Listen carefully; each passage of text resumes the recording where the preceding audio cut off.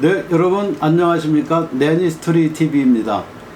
요즘 날씨가 정말 장난이 아니죠. 아주 낮에 엄청나게 덥고 후끈후끈한 게 건강관리 잘 하시기 바랍니다. 예, 이번 시간에는 제가 지난번에도 가사 근로자법에 대한 내용을 한번 말씀드린 적이 있는데요. 예, 그거에 대한 이제 업데이트 내용들을 좀 포함하면서 이 법들이 갖고 있는 아주 기본적인 문제점 내지는 좀 고려사항들 이런 것에 대해서 같이 이야기를 나눠보는 시간을 갖도록 하겠습니다. 바로 시작하겠습니다.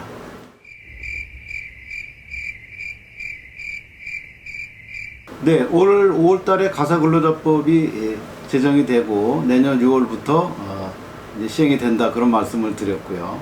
예, 거기에 대한 이제 업데이트 소식을 하나 먼저 올리겠습니다. 우선 반가운 소식인데요. 지방자치단체 차원에서의 가사근로자법을 지원하기 위한 그런 노력이 결실을 맺은 게 있어서 기쁜 마음으로 소개를 해드립니다. 바로 광주광역시 의회의 이야기인데요. 아시다시피 지방자치단체는 법률안보다는 조례를 통해서 여러 가지 일들을 많이 하고 계시는데 가사근로자법이 지금 법은 통과가 됐지만 거기에 따른 시행령이나 시행규칙이 되지 않은 상태에서 저도 좀 놀란 바 있습니다만은 광주라는 대단히 도시에 있는 의회가 조례안으로서 이 법에 대해서 좀 미진한 부분들, 다시 말씀드려 인증업체에 속하지 않은 근로자들은 어떻게 할 것인지 이런 쪽에 대해서 조금 나아갈 방향을 좀 제시하지 않았나 생각이 듭니다. 요약해서 말씀드리면 가사 근로자가 인증업체를 통해서 고용이 되지 않고 기존의 직업소개서를 통해서 일을 하는 경우에도 4대 보험이나 퇴직금 그리고 인증업체를 통하는 근로자와 거의 대등한 수준의 처우를 해주기로 그렇게 지방자치단체가 정한 바 있다 그런 말씀을 드리고 올 7월 초에 원안대로 다 가결되었음을 제가 확인하고 지금 영상을 찍고 있습니다. 광주시의 대단한 결정에 깊은 감사를 드립니다. 네, 오늘 내용의 주요한 것은 가사근로자법을 제정한 후에 몇 가지 문제점들이 지금 여기저기서 나오고 있다. 이제 그런 것들이 설왕설래하기도 하고 언론에 직접 보도되기도 하는데 크게 몇 가지를 좀 보겠습니다.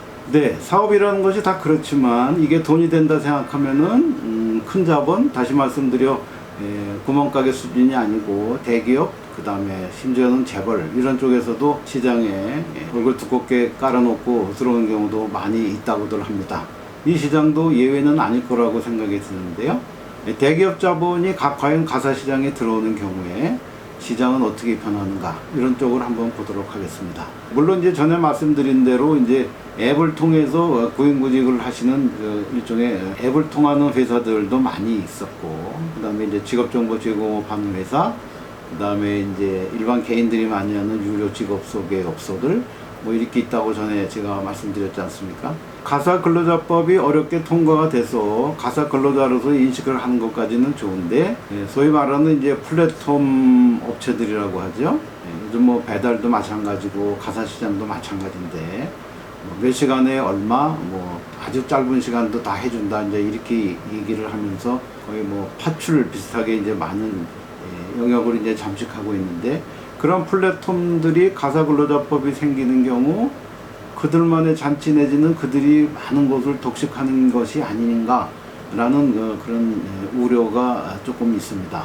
우리가 이름만 대면 알 수 있는 대기업들이 이 시장까지 들어오고 실제로 여러분이 네이버나 다음과 같은 포털에서 가사도우미 베이비시터 이렇게 단어를 넣고 이렇게 검색을 해보시면 많이 익숙하고 광고를 꾸준하게 오래 하는 회사들이 나옵니다.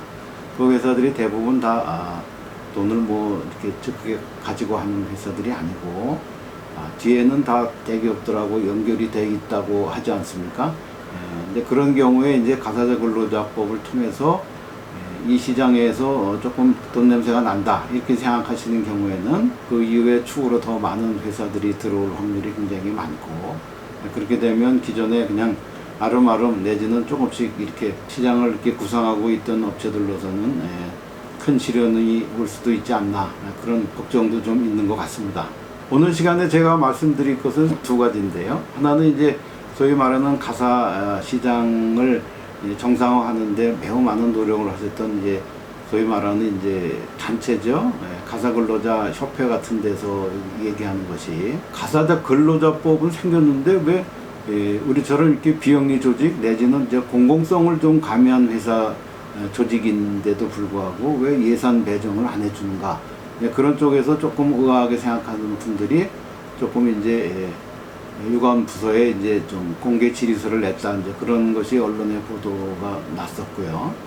다시 말씀드리면 결국 이 시장도 구인구직 일하려고 하는 사람과 사람을 쓰려고 하는 사람들을 중개하는 것이 굉장히 중요한데 요즘은 뭐 단순한 홈페이지나 블로그, 뭐 SNS 이런 것보다는 앱을 통해서 스마트폰으로 이렇게 보는 앱을 통해서 모집하는 것이 아주 대세이고 그것이 전략적으로 매우 중요한 위치를 점하고 있기 때문에 앱을 만들어야 되는데 그 앱을 만들고 또 그것을 제대로 이제 마케팅, 다시 말씀드려 이제 그런 것이 필요한 사람과 일이 필요한 사람을 서로 연결해주는 여러 가지 이제 마케팅 활동, 영업 활동 이런 것이 필요한데 다 그게 돈하고 관계되는 거 아니겠습니까?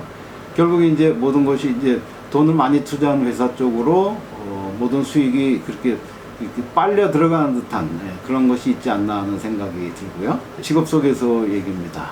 직업 속에서 아시다시피 상당히 지금 영업이 좀 부진하거나 아니면 좀 어렵다고들 많이 얘기하시고 특히나 이제 문제가 되는 이제 수수료 부분은 구인자와 구직자 부분이 조금씩 이제 좀 변화가 있어서 구직자한테는 가능하면 좀 적게 받고 구인자들한테 좀 더 많이 받아라 이제 그런 차원으로 이제 2017년도에 고용노동부 고시가 이제 변경이 되었습니다만은 과연 그게 이제 시장에서 이제 어떤 반응을 주고 이런 것이 있는가에 대해서는 조금 뭐 논란의 소지는 있다고 봅니다. 뭐 논란까지는 아니더라도 조금 이런 부분들이 과연 그 직업 속에서 하시는 분들의 입장을 대변하느냐 그런 것은 좀 적극적으로 검토해 볼 시점은 아닌가 하는 생각이 듭니다.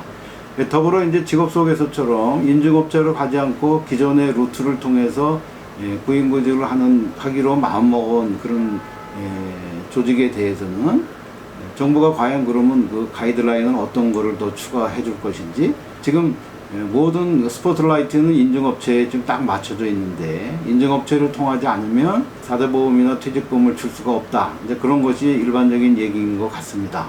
물론 아직 시행까지는 시간적인 여유가 있고 또 시행령이나 시행규칙을 통해서 구체적으로 인증업체와 또 인증업체 이외의 다른 단체들에 대한 것들은 또 어떻게 할 것인지 그리고 이것을 뭐 결과적으로는 뭐 인증업체식으로 가는 것을 원하는 것인지 아니면 투트랙을 그냥 유지하는데 다만 이제 직업 속에서에 대해서는 뭐 페널티까지는 아니더라도 뭐 그냥 지금처럼 하는 것으로 그냥 만족하게 그냥 내버려 두는 것인지 이런 거에 대해서는 조금 생각을 해봐야 되지 않나 싶습니다.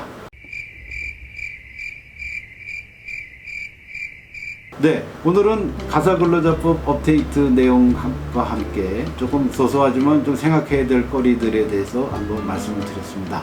모두에 제가 말씀드렸다시피 아주 날씨가 무덥고 힘듭니다. 건강관리 잘 하시고 특히나 요즘 사회적 거리두기가 굉장히 강한 상태에 있기 때문에 여러모로 짜증도 많이 나고 답답하시기도 하고 그러시니까 즐거운 마음으로 그리고 마음이 좀 느긋하게 그렇게 사시는 게 좋겠습니다. 오늘 영상 좋으셨다면 구독과 좋아요 그리고 추천, 알림 설정까지 해주시고요. 바로 다음번 영상에서 뵙도록 하겠습니다. 여러분 감사합니다.